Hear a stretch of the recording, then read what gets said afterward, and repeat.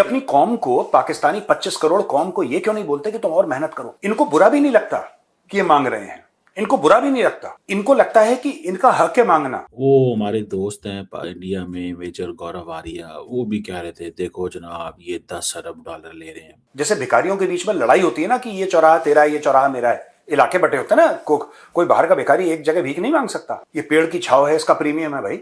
मोहल्ले होते हैं सर, मोहल्ले होते हैं, उनके ट्रैफिक लाइट बटी होती है भिखारियों की। आप देखना, आपको एक ही किस्म का भिखारी एक ही जगह मिलेगा तो दूसरा वाला दूसरी जगह मिलेगा। हम जैसे लोग जो ऑफिस आते हैं, ऑफिस जाते हैं, अगर आप ऑब्जर्व करोगे आराम से तो आपको पता लग जाएगा। And I am very surprised यार कि पाकिस्तानी टेलीविजन पे इतना बोल देते हैं यार, मतलब खुल के कि हमें और चाहिए और मांग लो। हमें 10 अरब डॉलर इसलिए चाहिए कि हमारे जो दोस्त हैं उनको, हम जब उनकी हेल्प कर रहे हैं, हमने दुनिया के कितने मुल्कों की हेल्प की बिकॉज ऑफ आर लिवरेज।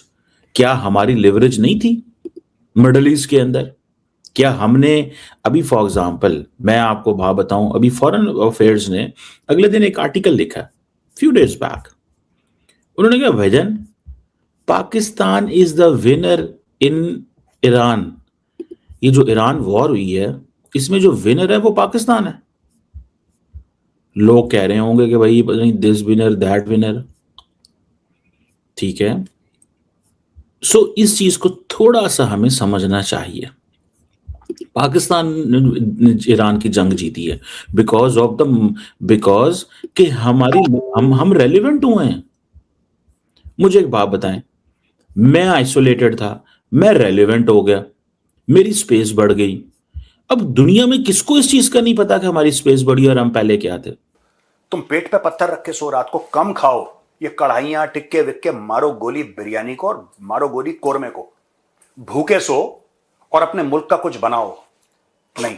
अब ये कहते हैं कि यार जब भीख मांग के मिल जाता है तो फिर हलाल कौन करेगा यार, हलाल की कौन खाएगा? इनको हराम के खाने की आदत हो गई। That's I find it very not sad, क्योंकि मुझे तो कोई फर्क नहीं पड़ता, लेकिन I find it very strange कि पूरी कौम ऐसी हो गई है जो मांगने को अच्छा समझती है। 49 साल के बाद अमेरिका को और ईरान को एक टेबल पे बिठा दिया। आप इसको क्या समझते हैं? ये कुछ जोक है? Is this a joke? ये जो मैक्रो इकोनॉमिक स्टेबिलिटी पाकिस्तान में आएगी, उससे हम रेलिवेंट होंगे, हम इंडिया का मुकाबला कर पाएंगे, क्योंकि इंडिया हर कुछ अरसे बाद पाकिस्तान पे मतलब हमले कर देता है यार। तो मुझे बताएं, अब जब इस तरह की सिचुएशन हो तो हम क्या करें? मेजर साहब, कमर चीमा को समझाने का कोई फायदा नहीं है, क्योंकि कमर चीमा बोल रहा है भाई ये उसका हक है, ये उस हक के पैसे हैं जो वो छोड़ नहीं सकता, क्योंकि उसने ईरान और अमेरिका के बीच में सुलह कराई है। 49 सालों के बाद में अगर कोई टेबल पर लेकर आया है ईरान और अमेरिका को, तो वो है पाकिस्तान, और पाकिस्तान को इसके लिए $10 मिलियन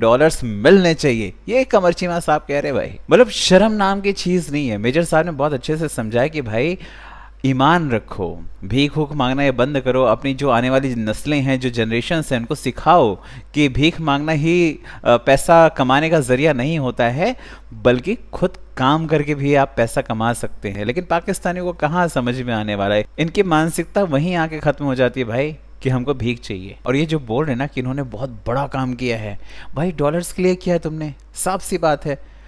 और वैसे किसी ने पूछा नहीं कि भाई पैसा वैसा कुछ लोगे कि नहीं लोगे, तो इन्होंने कहा कि भाई कोई जब बोल ही नहीं रहा तो हमको खुद बोलना पड़ेगा। गजब के भिखमंगे लोग हैं भाई, इनका कुछ नहीं हो सकता।